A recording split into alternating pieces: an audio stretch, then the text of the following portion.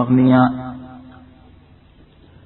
یہود کی یہ فطرت و عادت ہے کہ وہ مسلمانوں کو ایذا پہنچانے سے کبھی باز نہیں آتے، چنانچہ مسلمانوں کی مقدسات اور اسلامی شاعر، حتیٰ کہ مسلمانوں کے نبی بلکہ مسلمانوں کے خدا کو بھی انہوں نے طعن و تنقید کا نشانہ بنایا۔ چنانچہ ایک واقعہ یہاں یہی اسی قسم کا پیش آیا۔ اللہ جل شانہ نے بندوں کو خیرات کی، صدقے کی ترغیب دی، تو ایک یہودی کہنے لگا کہ اللہ فقیر ہیں، ہم تو بہت غنی ہیں، اللہ کو کچھ چاہیے۔ ایک صحابی کو غصہ آیا، انہوں نے اس کے تھپڑ مار دیا۔ نبی کریم صلی اللہ علیہ وسلم کے سامنے یہ مقدمہ پیش ہوا۔ اللہ کے نبی کے سامنے جب یہ مقدمہ آیا تو یہود مکر کر گئے، جی ہم سے تو ایسی کوئی حرکت سرزد نہیں ہوئی۔ تو اللہ نے یہ آیت نازل فرما دی کہ بھائی یہ جملہ تو اللہ بھی سن چکے ہیں۔ لقد سمع اللہ قول الذین قالوا، بے شک اللہ نے سن لی ان لوگوں کی بات جو یہ کہتے ہیں ان اللہ فقیر ونحن اغنیاء، کہ اللہ تو فقیر ہے اور ہم غنی مالدار ہیں۔ سنکتب ما قالوا، کہ جو کچھ کہتے ہیں ہم اس کو لکھ رہے ہیں۔ وقتلهم الانبیاء بغیر حق، اور ان کے انبیاء کو ناحق قتل کرنے کو بھی۔ ونقول ذوقوا عذاب الحریق، اور ہم قیامت کے دن کہیں گے کہ جلنے کے عذاب کو چکھو۔ ذالک بما قدمت ایدیکم، یہ سب اس وجہ سے جو تمہارے ہاتھوں نے آگے بھیجا۔ وان اللہ لیس بظلام للعبید، اور یہ کہ اللہ اپنے بندوں پر ظالم نہیں ہے۔ الذین قالوا ان اللہ عہد الینا، اللہ کے وہ بندے جو یہ کہتے ہیں کہ اللہ نے ہم سے اس بات کا عہد لیا ہے، اللہ نؤمن لرسول حتی یأتینا بقربان تأکلہ النار، کہ ہم کسی رسول پر اس وقت تک ایمان نہیں لائیں گے جب تک کہ ہمارے پاس کوئی قربانی نہ لا دے جس کو آنکھ کھائے۔ قل قد جاءکم رسول من قبل بالبینات وبالذی قلتم، اے نبی آپ فرما دیجئے تم سے پہلے، مجھ سے پہلے بھی بہت سے رسول تمہارے پاس آئے واضح نشانیاں لے کر، اور جو بات تم کہتے ہو اس کو بھی لے کر، اس معجزے کو بھی لے کر آئے ہیں۔ فَلِمَ قَتَلْتُمُوهُمْ، تم کیوں ان کو قتل کرتے ہو؟ ان کنتم صادقین، ان لوگوں کو تم نے کیوں قتل کیا اگر تم واقعی سچے ہو، ایمان لانا چاہتے ہو؟ پچھلے انبیاء کے پاس بھی معجزات تھے مگر تم نے ان کی بات کو تسلیم نہیں کیا۔ اس سے معلوم ہو کہ اگر یہ معجزہ بھی تمہیں مل جائے تو ایمان پھر بھی نہیں لاؤ گے۔ فَإِنْ كَذَّبُوكَ فَقَدْ كُذِّبَ رُسُلٌ مِّن قَبْلِكَ، اگر انہوں نے تمہیں جھٹلایا تو تحقیق تم سے پہلے اور بہت سے رسولوں کو بھی جھٹلایا گیا ہے۔ جاءوا بالبینات، وہ پیغمبر واضح نشانیاں لے کر آئے تھے، والزبر اور صحیفوں کو، والکتاب المنیر اور روشن کتابیں لے کر آئے تھے۔ کل نفس ذائقۃ الموت، ہر انسان نے موت کا مزہ چکھنا ہے۔ وانما توفون اجورکم یوم القیامہ، اور قیامت کے دن تم کو تمہارے اعمال کا پورا پورا بدلہ دیا جائے گا۔ دنیا کی راحت و آرام، دنیا کی مسرتیں اور خوشیاں بہر صورت پائیدار نہیں ہیں اور بہر صورت دائمی نہیں ہیں۔ یہ کتنے ہی وقت کے لیے چل رہے لیکن بہر صورت ہر ایک کا انجام موت ہے۔ تو کیا ہی اچھا ہو کہ انسان دنیا کی زندگی کے یہ جو چند گنے چنے لمحات ہیں انہیں مسرتوں میں اور انہیں خوشیوں میں صرف اور صرف استعمال کے بجائے دین کے خاطر محنت و مشقت میں اختیار کرے، تو آخرت میں موت کے بعد جو انعامات کا سلسلہ شروع ہو رہا ہے اور انعامات کا مستحق ہو جائے گا۔ فمن زحزح عن النار وادخل الجنۃ فقد فاز، جو شخص جہنم کی آگ سے دور رکھا گیا اور اس کو جنت میں داخل کر دیا گیا بس وہ کامیابی کو پہنچ گیا۔ وما الحیات الدنیا الا متاع الغرور، اور دنیا کی زندگی تو دھوکے کا سامان ہے۔ دنیا میں جو کچھ ہے وہ بالکل ہی دھوکہ ہے۔ آج کی جو سائنس ہے وہ بھی یہ بات کہہ رہی ہے کہ ہم اس نتیجے پر پہنچے ہیں کہ ہمیں اس دنیا میں جو کچھ نظر آتا ہے یہ سب ہمارا تخیل ہوتا ہے۔ ان کا کہنا یہ ہے کہ ہم جس جگہ پر بیٹھے ہیں یا جس خوشنما جگہ کے ارد گرد ہوتے ہیں یہ سارے نقشے، یہ سب وہ چیزیں ہوتی ہیں جو ہمارے دماغ اور خیالات کے اندر ہوتے ہیں، ان کی ظاہری کوئی حقیقت نہیں ہے۔ بہر صورت ان کی یہ بات کتنی سچی ہے اس سے قطع نظر اس سے یہ بات ثابت ہو گئی کہ خود ان کے دل بھی اس بات کا اعتراف کرنے پر مجبور ہیں کہ قرآن کریم نے آج سے 1400 سال پہلے جو بات بتائی وہ بالکل سچ ہے کہ دنیا کی جو کچھ چیزیں ہیں بہر صورت ان کی کوئی اصل حقیقت نہیں ہے۔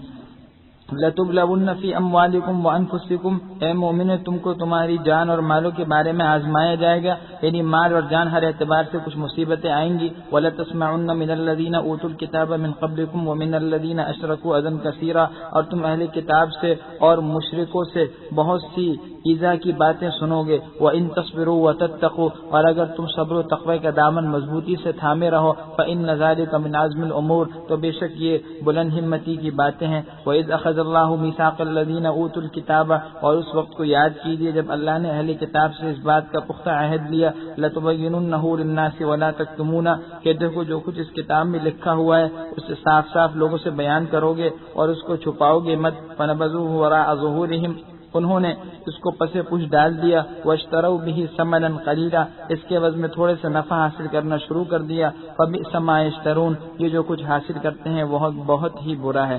اللہ جل شانہ نے اہل کتاب سے عہد لیا تھا کہ تمہاری کتاب میں جو کچھ باتیں ہیں وہ بھی بتاؤ گے، اور بالخصوص جناب رسول اللہ صلی اللہ علیہ وسلم کی نشانیاں ان کو بتائی گئیں۔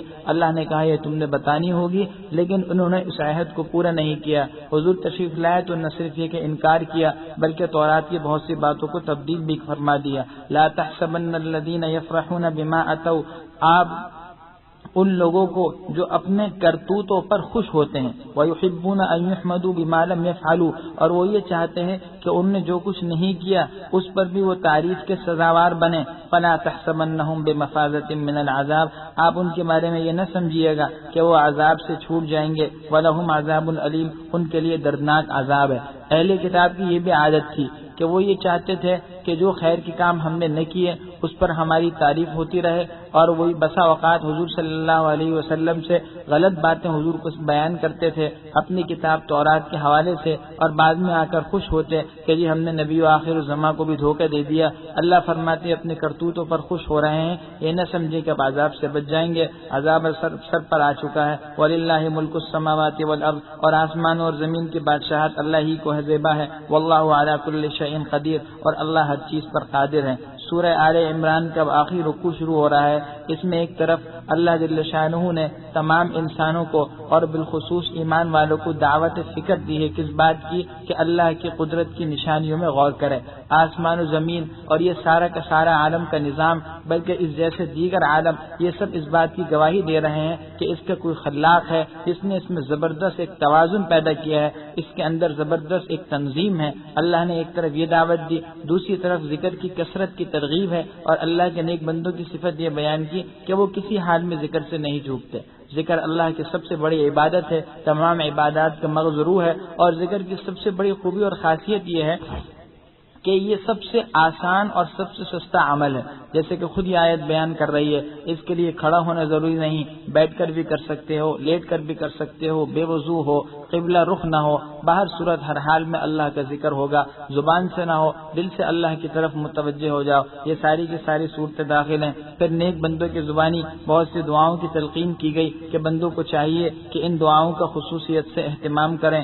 اللہ فرماتے ہیں ان فی خلق السماوات والارض، بے شک آسمان اور زمین کی پیدائش میں، واختلاف اللیل والنہار، اور رات اور دن کے بدل کر آنے جانے میں، لآیات لأولی الالباب، عقل مندوں کے لیے نشانیاں ہیں۔ الذین یذکرون اللہ قیاما وقعودا وعلی جنوبہم، وہ لوگ جو اللہ کو یاد کرتے ہیں کھڑے اور بیٹھے اور اپنے پہلوؤں پر لیٹے ہوئے، وَيَتَفَكَّرُونَ فِي خَلْقِ السَّمَاوَاتِ وَالْأَرْضِ، اور آسمانوں اور زمین کی خلقت میں غور کرتے ہیں۔ رَبَّنَا مَا خَلَقْتَ هَذَا بَاطِلًا، اور یہ عرض کرتے ہیں کہ ہمارے رب آپ نے اس سب کو بیکار تو پیدا نہیں کیا۔ سبحانک فقنا عذاب النار، آپ پاک ہیں، آپ ہم کو دوزخ کے عذاب سے بچا لیجئے۔ ربنا انک من تدخل النار فقد اخزیتہ، اے ہمارے رب آپ نے جس کو آگ میں ڈال دیا تو بے شک اس کو رسوا فرما دیا۔ وما للظالمین من انصار، اور ظالموں کا کوئی مددگار نہیں۔ ربنا اننا سمعنا منادیا ینادی للایمان، اے پروردگار ہم نے ایک پکارنے والے کو سنا جو ایمان کے لیے ہمیں بلا رہا تھا، ان آمنوا بربکم،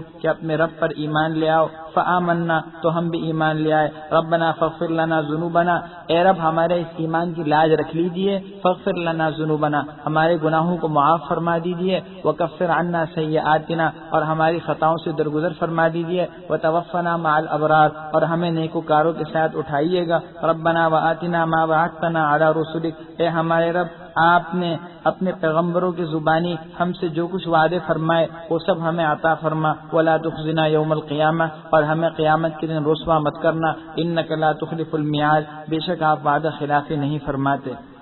یہ بندوں کو اللہ کے نبی کی زبانی یہ دعا سکھائی گئی، اور اس کے بعد یہ دعائیں سکھانے کے بعد قبولیت دعا کا خود اللہ نے اعلان فرمایا، فاستجاب لهم ربهم، اللہ نے ان بندوں کی دعا قبول فرما لی، اور یہ فرمایا انی لا اضيع عمل عامل منکم من ذکر او انثى، کہ میں تم میں کسی بھی عمل کرنے والے کے عمل کو اور اس کے اجر و ثواب کو ضائع نہیں کروں گا، مرد ہو یا عورت، بعضکم من بعض، تم سب آپس میں ایک دوسرے ہی سے تعلق رکھتے ہو، الذین هاجروا واخرجوا من دیارهم، جن لوگوں نے ہجرت کی اور اپنے گھروں سے ان کو نکالا گیا، واوذوا فی سبیلی، اور ان کو میرے راستے میں تکلیفیں پہنچائی گئیں، وقاتلوا وقتلوا، اور ان نے میرے راستے میں قتال اور لڑائی کی اور ان کو قتل یعنی شہید کیا گیا، لأکفرن عنہم سیئاتہم، میں ان کی خطاؤں سے درگزر کروں گا، ولأدخلنہم جنات تجری من تحتها الانہار، اور میں ان کو ایسے باغات میں داخل کروں گا جن کے نیچے نہریں بہ رہی ہوں گی، ثوابا من عند اللہ، یہ اللہ کی طرف سے بدلہ ہے، واللہ عنده حسن الثواب، اور اللہ کے یہاں بہت ہی عمدہ بدلہ ہے،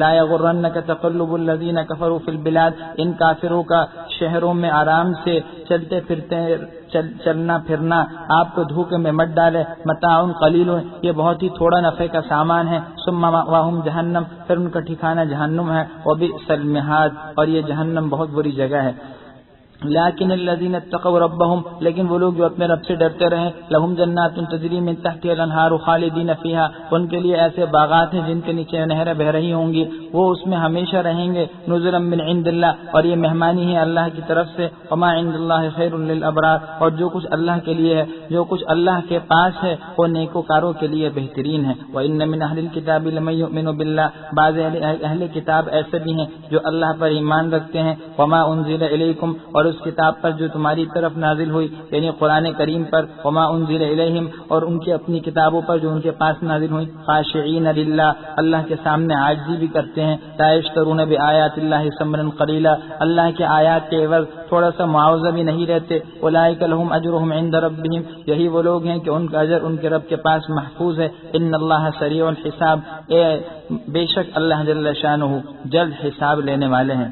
اب سورہ آل عمران کی یہ آخری آیت ہے جس میں اللہ جل شانہ نے فلاح اور کامیابی کے 4 بنیادی اصول بیان کیے۔ پہلا اصول ہے صبر، جس کا مطلب یہ ہے کہ ناموافق حالات زندگی میں آئیں گے، اس پر صبر کرنا، اس کو اللہ جل شانہ کی منشا سمجھ کر اور اس پر جزا سزا کیے بغیر مطمئن رہنا اور اس کو جھیلنا، دل سے اس پر خوش رہو۔ وصابروا، میدان جنگ میں دشمن کے سامنے ڈٹے رہنا، دشمن کے سامنے مٹ بھیڑ ہونے کے بعد پیچھے ہٹنے اور بھاگنے کی کوشش مت کرنا۔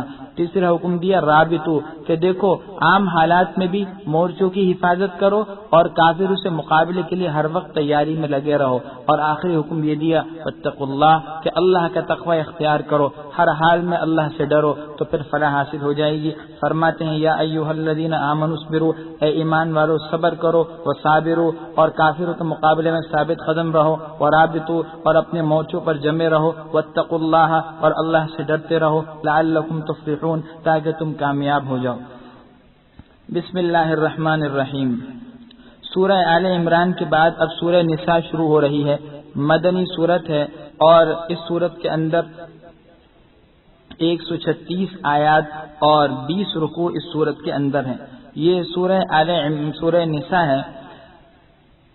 اس صورت کے اندر یہود کے کرتوتوں کا بھی کچھ ذکر کیا گیا، ان کے کچھ اعتراضات کی قلعے بھی کھولی گئی ہے، لیکن اس کے ساتھ ساتھ اس صورت میں احکام اور مسائل کا ایک بہت بڑا ذخیرہ ہے، بالخصوص میراث اور عورتوں کے حقوق سے متعلق۔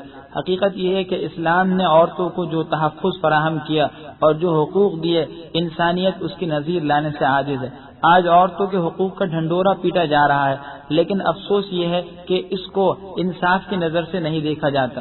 اسلام نے زمانے جاہلیت میں عورتوں کے ساتھ جو کچھ حق تلفی ہوا کرتی تھی ان سب کو ختم کر دیا، بلکہ عورتوں کو بہت سے ایسے تحفظات فراہم کیے کہ جو اس کے لیے بالکل واقعی ضرورت تھے، جس کی ایک مثال یہ صورت ہے۔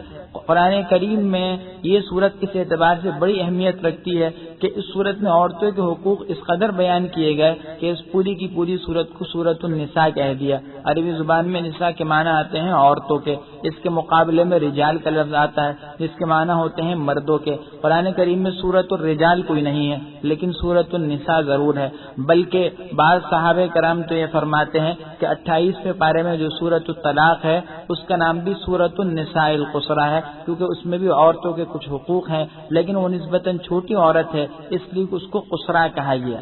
لیکن باہر صورت اس سے یہ بات واضح ہو گئی کہ اسلام نے عورتوں کو حقوق دیے ہیں۔ زمانے جاہلیت میں بالخصوص جو مظالم ہوا کرتے تھے وراثت کے حوالے سے، یتیموں کا مال کھانے کے حوالے سے اور اپنی بیویوں کے حق تلفی کے حوالے سے، ان تمام آیات میں اس سے متعلق واضح احکامات دیے۔ فرماتے ہیں یا ایھا الناس اتقوا ربکم الذی خلقکم من نفس واحدہ، اے لوگو ڈرو اپنے اس رب سے جس نے تم کو ایک جان سے پیدا کیا، وخلق منها زوجها، اور پھر اس سے اس کا جوڑا یعنی اس کی بیوی کو پیدا کیا، وبث منهما رجالا كثيرا ونساء، اور پھر ان دونوں سے بہت سارے مرد اور عورتیں پیدا کر کے پھیلا دیے۔ واتقوا اللہ الذی تساءلون به والارحام، اور ڈرو اللہ سے جس کے ذریعے سے تم بندوں سے مانگتے ہو، ایک دوسرے سے سوال کرتے ہو، والارحام، اور قطع رحمی سے بچو، ان اللہ کان علیکم رقیبا، بے شک اللہ جل شانہ تمہارے حال کے نگران و نگہبان ہے۔ بندوں کو بتا دیا کہ سب کے سب آپس میں بھائی ہو، اس پہلو سے کہ سب ایک ہی ماں باپ سے پیدا ہوئے۔ حضرت آدم سب سے پہلے پیدا ہوئے، پھر حضرت حوا پیدا ہوئی،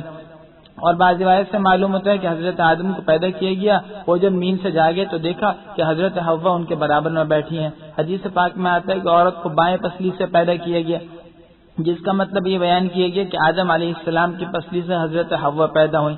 معترضین نے اور ملحدین نے اس پر بھی شور مچانا شروع کر دیا کہ جی یہ تو عورت کی بڑی توہین ہے، عورت کو بائیں پسلی سے پیدا کیا گیا۔ بھائی جس چیز کی جو حیثیت ہوا کرتی ہے وہی بتانا یہ اس کی خوبی ہے۔ ٹانگیں اور بازو اور جسم اس کی خوبی یہی ہے کہ وہ سیدھا ہو، لیکن پسلی کی خوبی یہی کہ وہ ٹیڑھی ہو۔ اس کی وجہ ہے کہ یہ پسلی گردے کو اور اندر کے نظام کو محفوظ رکھتی ہے، تحفظ فراہم کرتی ہے، تو اس کو ایک انداز سے ہونا چاہیے کہ وہ اس کی حفاظت کر دے۔ اس کے برخلاف جو ہے یہاں پر بھی یہی صورتحال ہے۔ عورت کو اللہ جل شانہ نے ٹیڑھی پسلی سے پیدا کیا۔ حدیث میں آتا ہے کہ اس کا ٹیڑھاپن دور نہیں ہوگا، اگر ٹیڑھاپن بالکل دور کرنے کی کوشش کرو گے تو وہ پسلی ٹوٹ جائے گی۔ لہذا عورت کے ساتھ نباہ کرنا ہے تو اس کی کچھ نہ کچھ کوتاہیوں سے درگزر کرنا پڑے گا۔ علماء نے فرمایا اس کا مطلب یہ ہے کہ عورت کے اندر اللہ نے وہ ٹیڑھاپن یہ رکھا ہے کہ اس کے اندر جذباتیت کا مادہ ہے، انفعال ہے، یعنی وہ کسی چیز کا اثر جلدی قبول کرتی ہے، اور یہ عورت کے لیے بہت ضروری تھا اس پہلو سے کہ عورت کے ذمہ اللہ نے جو فرائض رکھے ہیں ان کا تقاضا یہی ہے۔ عورت کا فریضہ کیا ہے؟ بچے کی تربیت، بچے کی نگہداشت، بچے کا خیال کرنا، اس کو دودھ پلانا۔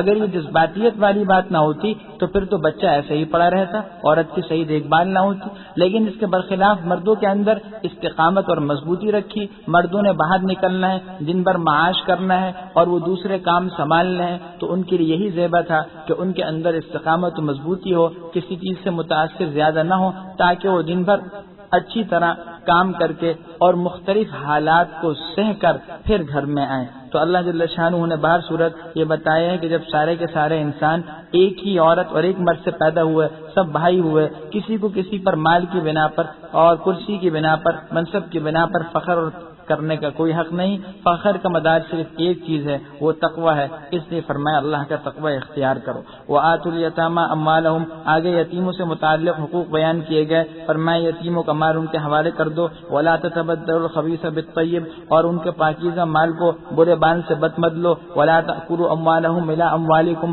ان کے مالوں کو اپنے مال کے ساتھ ملا کر مت کھاؤ۔ انہ کان حبا کبیرا، بے شک یہ بڑے گناہ کی بات ہے۔ وَإِنْ خِفْتُمْ أَلَّا تُقْسِطُوا فِي الْيَتَامَى، اگر تمہیں یہ خطرہ ہو کہ تم یتیموں کے باروں میں انصاف سے کام نہیں لے سکو گے، فَانْكِحُوا مَا طَابَ لَكُم مِّنَ النِّسَاءِ، تو تم نکاح کرو ان عورتوں سے جو تمہیں اچھی لگیں، مثنى، دو ہوں، وثلاث، اور تین تین، ورباع، اور چار چار۔ فَإِنْ خِفْتُمْ أَلَّا تَعْدِلُوا، اگر تمہیں یہ ڈر ہو کہ تم انصاف نہیں کر سکو گے تو فواحدۃ، ایک ہی کافی ہے، او ما ملکت ایمانکم، یا باندی کافی ہے، ذالک ادنیٰ الا تعولوا، یہ اس کے زیادہ قریب ہے کہ تم بے انصافی سے بچ جاؤ گے۔ اسلام نے مرد کو یہ اجازت دی ہے کہ وہ ایک سے زیادہ چار تک شادیاں کر سکتا ہے، اور حقیقت یہ ہے کہ یہ تعدد ازواج عورت پر ظلم نہیں ہے، بلکہ یہ عورت کو حقوق دینے کی ایک بہت بڑی صورت ہے۔ آپ کو شاید یہ بات معلوم ہے کہ معاشرے میں کتنی خواتین ایسی ہیں جو کسی جن کے پاس کوئی چھت نہیں ہے، جن کے عصمت اور عزت کا کوئی رکھوالا نہیں ہے، جن کے معاش کا کوئی کفیل نہیں ہے، ظاہر ہے جب مرد ایک سے زیادہ نکاح کرے گا تو ایسی بے سہارا عورتوں کو سائبان مل جائے گا اور ایسی عورتوں کی عزت و آبرو محفوظ ہو جائے گی۔ لہٰذا ان عورتوں ہی کے حقوق کے لیے اللہ نے مردوں کو یہ حکم دیا کہ وہ ایک سے زیادہ نکاح کر سکتے ہیں۔ شرط یہی ہے کہ عدل و انصاف کر سکیں، دوسری عورت کے اور باقی عورتوں کے حقوق بھی ادا کر سکیں۔ لیکن اس کے ساتھ ساتھ یہ حکم دیا کہ 4 سے زیادہ نکاح مت کرنا۔ زمانے جاہلیت میں تعدد ازواج کے حوالے سے یعنی کئی شادیوں کے حوالے سے بہت زیادہ تساہل تھا اور اس میں کوئی ضابطہ نہیں تھا، ایک آدمی نے 10 نکاح کر رکھے تھے۔ اسلام نے بتایا کہ 4 سے زیادہ شادیاں کرنے کی تمہیں ہرگز اجازت نہیں ہے۔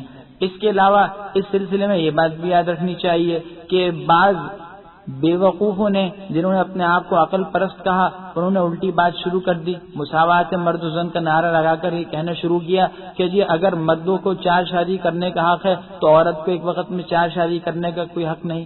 ارے بھائی بات یہ ہے کہ ہر چیز کو عقل کی عینک سے دیکھو گے تو مار کھا جاؤ گے۔ صورتحال یہ ہے کہ مرد کے لیے تو 4 شادی کرنا، 4 عورتوں کو اپنے نکاح میں رکھنا یہ اس کی مردانگی کی علامت ہے، لیکن اگر ایک عورت ایک وقت میں 4 مردوں کے نکاح میں رہتی ہے تو یہ تو اس کی حیا اور اس کی غیرت کے خلاف ہے، یہ تو بے حیائی کی بات ہے۔ پھر اس سے ہٹ کر یہ کہ اللہ جل شانہ نے جب یہ حکم دے دیا کہ مرد نکاح کر سکتا ہے عورت نہیں کر سکتی تو بالکل واضح ہے 4 اور عورتوں کا ایک وقت میں 4 شادی کرنا، اس سے ایک بہت بڑا نقصان یہ دیکھیں کہ معاشرے میں جو اختلاط نسب ہے وہ پیدا ہو جائے گا، یعنی انسان کی نسل محفوظ نہیں رہے گی، انسان کا نسب محفوظ نہیں رہے گا، کیونکہ جب 4 مردوں سے ایک عورت نے شادی کی، ظاہر ہے جب بچہ ہے تو وہ تو ایک ہی مرد کے نطفے سے پیدا ہوا ہے، نتیجہ یہ ہوگا کہ وہ بچہ اس سے ثابت ہوگا اور باقی مردوں سے ثابت نہیں ہوگا۔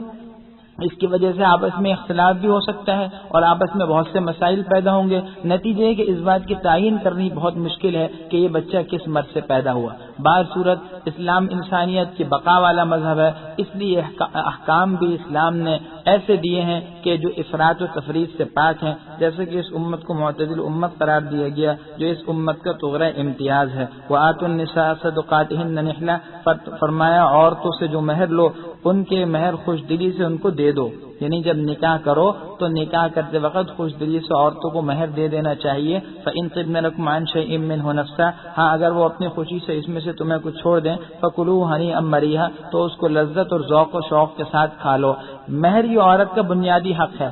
عورتوں کی مساوات کا نعرہ لگایا جاتا ہے، یہ کہا جاتا ہے جی کہ اسلام عورت کو حقوق نہیں دے رہا۔ ارے ذرا اس پر تو غور کریں کہ اگر نکاح ہو رہا ہے تو عورت کے ذمے کچھ نہیں ہے، ہاں مرد کے ذمے نفقہ بھی ہے، عورت کا خرچہ ہے، عورت کے کپڑے ہیں، عورت کو رہنے کے لیے گھر مہیا کرنا ہے، اور ان سب سے پہلے مرد کے ذمے یہ ہے کہ وہ عورت کو مہر ادا کرے۔ اگرچہ شریعت نے اس کی اجازت دی کہ اگر آپ مساعد نہ ہو تو مہر کو مؤخر بھی کر سکتے ہیں، لیکن غیرت کا تقاضا ہے کہ مہر اسی وقت دے دیں، اور کم سے کم یہ بات کہ عورت سے کسی نہ کسی طریقے سے مہر معاف کرا لینا، اور وہ عورت بیچاری دبی زبان سے ہاں کہہ دے تو اس کے ہاں کو ہاں سمجھ کر اور پھر کیا کرنا، مال کو واپس لے لینا، یہ مرد کی غیرت کے خلاف ہے، اس سے بچنا چاہیے۔ باہر صورت عورت کو مہر پورا دیا جائے۔ وَلَا تُؤْتُوا السُّفَهَاءَ أَمْوَالَكُمُ الَّتِي جَعَلَ اللَّهُ لَكُمْ قِيَامًا، اور بے عقلوں کو ان کا وہ مال مت دو جس کا اللہ نے تم کو سبب معیشت یعنی ذمہ دار بنایا۔ وارزقوہم فیہا، اس میں سے ان کو کھلاتے پلاتے رہو، وکسوہم اور پہناتے رہو، وقولوا لہم قولا معروفا، اور ان سے اچھی باتیں کہتے رہو۔ مطلب یہ ہے کہ اگر کوئی یتیم ہے وہ کسی کی سرپرستی میں ہے تو چاہیے کہ یتیم کا مال اول تو مری خود استعمال نہ کرے اور اس کے ساتھ ساتھ اس کی حفاظت کرے۔ حفاظت کی ایک صورت یہ بھی ہے کہ اگر وہ یتیم یا وہ شخص جو بے وقوف ہے، سمجھ میں کم ہے، یہ خطرہ ہے کہ وہ اس مال کو صحیح طریقے سے استعمال نہیں کرے گا، تو ظاہر ہے اس کی خیر خواہی اسی کے اندر ہے کہ وہ مال اس کو نہ دیا جائے۔ فرمایا اس کے ضروری اخراجات تو اس میں سے دے دو، لیکن یہ سارا مال اس میں سے نہ دو۔ ہاں ان کو اچھی بات کہو، یعنی تسلی دیتے رہو کہ بھائی یہ مال تمہارا ہی ہے، بڑے ہو کر تم نے ہی یہ مال لے لینا ہے، ابھی ہم تمہیں کسی مصلحت سے نہیں دے رہے۔ وابتلوا الیتامى حتى اذا بلغوا النکاح، اور یتیموں کو بالغ ہونے تک آزماؤ، یہاں تک کہ وہ نکاح کی عمر کو پہنچ جائیں۔ یعنی یہ بات جانچو کہ آیا ان کے اندر اب سمجھداری پیدا ہو گئی ہے یا نہیں ہو گئی. فَإِنْ آنَسْتُم مِّنْهُمْ رُشْدًا فَادْفَعُوا إِلَيْهِمْ أَمْوَالَهُمْ اگر بالغ ہونے کے بعد تم نے ان میں رشد یعنی سمجھ کو محسوس کر لیا تو یہ مال ان کو دے دو. وَلَا تَأْكُلُوهَا إِسْرَافًا وَبِدَارًا أَن يَكْبَرُوا اور یہ مال مت کھاؤ فضول خرچی کرتے ہوئے اور جلدی میں اس ڈر سے کہ کہیں وہ بڑے نہ ہو جائیں، یعنی اس ڈر سے کہیں وہ بڑے ہو کر اپنا مال نہ لے لیں. فضول خرچے میں ولی خود اڑا دے یہ اس کے لیے درست نہیں. وَمَنْ كَانَ غَنِيًّا فَلْيَسْتَعْفِفْ جو ولی مالدار ہو اس کو تو چاہیے کہ اس مال سے بالکل دور رہے. وَمَنْ كَانَ فَقِيرًا فَلْيَأْكُلْ بِالْمَعْرُوفِ اور جو فقیر ہے تنگ دست ہے تو وہ اس مال میں سے لے سکتا ہے لیکن مناسب طور پر. ولی نے چونکہ مال کی حفاظت کا ذمہ لیا ہے وہ اس قسم کی ذمہ داریوں کو نبھا رہا ہے. شریعت اس بات کی اجازت دیتی ہے کہ ایک حد تک اس کا معاوضہ لے سکتا ہے. آگے فرمایا فَإِذَا دَفَعْتُمْ إِلَيْهِمْ أَمْوَالَهُمْ فَأَشْهِدُوا عَلَيْهِمْ جب تم ان کا مال ان کو دے دو تو پھر ان کو اس پر گواہ بھی بنا لو. وَكَفَى بِاللَّهِ حَسِيبًا اور اللہ جل شانہ حقیقت میں حساب لینے کے لیے کافی ہیں. لِلرِّجَالِ نَصِيبٌ مِّمَّا تَرَكَ الْوَالِدَانِ وَالْأَقْرَبُونَ مردوں کا حصہ ہے اس مال میں جو والدین نے اور رشتہ داروں نے چھوڑا. وَلِلنِّسَاءِ نَصِيبٌ مِّمَّا تَرَكَ الْوَالِدَانِ وَالْأَقْرَبُونَ اور عورتوں کا بھی حصہ ہے اس مال میں جو والدین اور رشتہ داروں نے چھوڑا. مِّمَّا قَلَّ مِنْهُ أَوْ كَثُرَ مال تھوڑا ہو یا زیادہ. نصیبا مفروضہ یہ حصہ مقرر ہے. اللہ جل شانہ نے یہ حکم واضح فرما دیا کہ مال وراثت میں مردوں کی طرح عورتوں کا بھی حصہ ہے. یہ گویا آگے آیت میراث کی ایک تمہید ہے. زمانے جاہلیت میں ان لوگوں کا کہنا یہ تھا کہ مال کا وراثت کا مستحق صرف وہ ہے جو کہ قتال کر سکے یا گھوڑے پر سواری کر سکے یا تلوار اٹھا سکے. اس لیے وہ عورتوں کو مال نہیں دیا کرتے تھے اور نابالغ بچوں کو مال نہیں دیا کرتے تھے. لڑکوں کو بھی جب مال ملنے کا حقدار سمجھتے تھے جب وہ بالغ ہو جائیں. اسی طرح عورتوں کے بارے میں ان کا نظریہ تھا کہ ان کا تو صرف وراثت میں حق ہی نہیں ہے. اللہ جل شانہ نے یہ آیت نازل فرمائی اور اس کے بعد آیات میراث میں تفصیل سے احکام نازل فرمائے. چنانچہ ایک صحابی ثابت ابن قیس ہیں رضی اللہ عنہ وہ حضور صلی اللہ علیہ وسلم کے ساتھ ایک غزوے میں شہید ہو گئے. ان کی اہلیہ آئیں حضور صلی اللہ علیہ وسلم کے پاس اور صورتحال بیان کی کہ ان صحابی نے ایک بیوہ چھوڑی تھی, 2 بچیاں تھیں اور ایک لڑکا تھا جو نابالغ تھا. زمانہ جاہلیت کے دستور کے مطابق دوسرے بھائیوں اور رشتہ داروں نے سارا مال سمیٹ لیا. ان کے اہلیہ کو اس بات کی بڑی فکر ہوئی کہ جن بچیوں کا کیا ہوگا, تو اللہ جل شانہ نے اس پر قرآن میں آیت نازل فرما دی. عورتوں کے حقوق بھی بیان فرما دیے اور یہ صاف اعلان فرما دیا کہ جس طرح مردوں کو حصہ ملے گا عورتوں کو بھی وراثت میں حصہ ضرور ملے گا, اگرچہ ان کا حصہ وراثت میں بعض وجوہ کی بنا پر مردوں سے کم ہے. وَإِذَا حَضَرَ الْقِسْمَةَ أُولُو الْقُرْبَى وَالْيَتَامَى وَالْمَسَاكِينَ اور جب مال میراث کی تقسیم کے وقت رشتہ دار اور یتیم اور مسکین لوگ موجود ہوں, فَارْزُقُوهُم مِّنْهُ وَقُولُوا لَهُمْ قَوْلًا مَّعْرُوفًا ان کو اس میں سے کچھ دے دو اور ان سے اچھی بات کہہ دو. مال میراث تقسیم ہو رہا ہے اس وقت میں ایسے رشتہ دار بھی ہیں جن کا وراثت میں حصہ نہیں ہوتا, تو ظاہر ان کو تھوڑی سی تنگ دلی تو ہوگی. ان کی تسلی کے لیے حکم دیا گیا کہ ایسی صورت میں آپ ان کو کچھ نہ کچھ مال بطور وظیفے کے یا بطور ہدیے کے دے دیں, جبکہ تمام ورثاء اپنی خوش دلی سے دیں تو اس کی اجازت ہے. وَلْيَخْشَ الَّذِينَ لَوْ تَرَكُوا مِنْ خَلْفِهِمْ ذُرِّيَّةً ضِعَافًا خَافُوا عَلَيْهِمْ اور ایسے لوگوں کو ڈرنا چاہیے کہ جن کا یہ حال ہو کہ اگر وہ اپنے پیچھے چھوٹے بچے چھوڑ جائیں ان کی نسبت انہیں خوف ہو. فَلْيَتَّقُوا اللَّهَ وَلْيَقُولُوا قَوْلًا سَدِيدًا ان کو چاہیے کہ وہ اللہ سے ڈریں اور اچھی بات کہیں.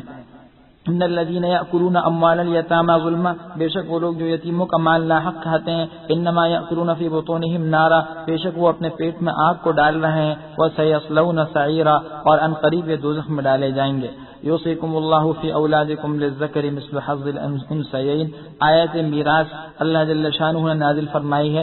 ابتدائی اسلام میں تو حکم یہ تھا کہ والدین اور رشتہ داروں کے حق میں آدمی وصیت کرے اور یہ وصیت کرنا فرض تھا.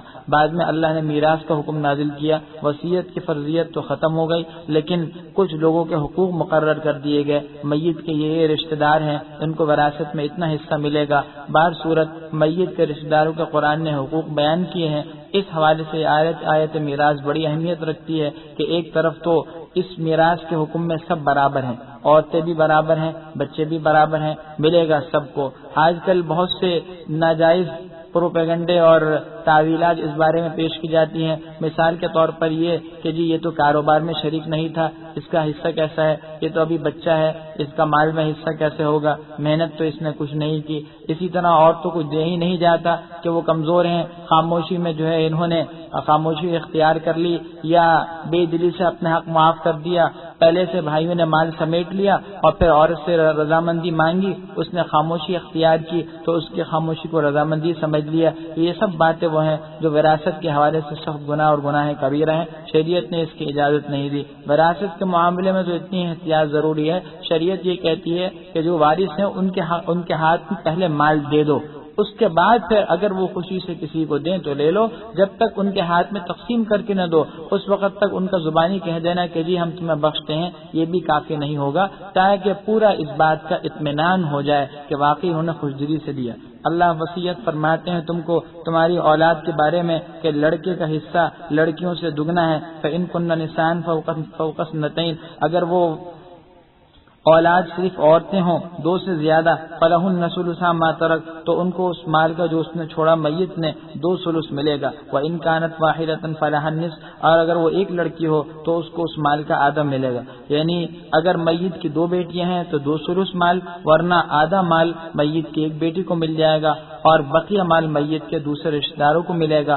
اگر کوئی رشتہ دار نہ بھی ہو تو بقیہ مال بھی انہی کی طرف لوٹ آئے گا، جس کو اصطلاح میں کہتے ہیں کہ عصبہ ہونے کی حیثیت سے مال ان کو مل جائے گا. وَلِأَبَوَيْهِ لِكُلِّ وَاحِدٍ مِّنْهُمَا السُّدُسُ مِمَّا تَرَكَ إِن كَانَ لَهُ وَلَدٌ، اور والدین میں سے ہر ایک کو چھٹا حصہ ملے گا اس مال میں سے جو بچے نے چھوڑا اگر اس بچے کا کوئی لڑکا ہو. فَإِن لَّمْ يَكُن لَّهُ وَلَدٌ وَوَرِثَهُ أَبَوَاهُ فَلِأُمِّهِ الثُّلُثُ، اگر لڑکا کوئی نہ ہو صرف والدین وارث ہوں تو ماں کے لیے ثلث ہے. والدین کے حقوق یہ بیان کیے کہ اگر بچہ مرتا ہے تو ماں باپ کا وراثت میں کتنا حصہ ہے یہ دیکھنا ہے کہ جو بچہ انتقال کر گیا اس کی کوئی اولاد ہے یا نہیں ہے. اگر بچے کی اولاد ہے تو ایسی صورت میں تو والدین میں سے ہر ایک کو چھٹا حصہ ملے گا اور ظاہر سی بات ہے باقی حصے اولاد کو مل جائیں گے.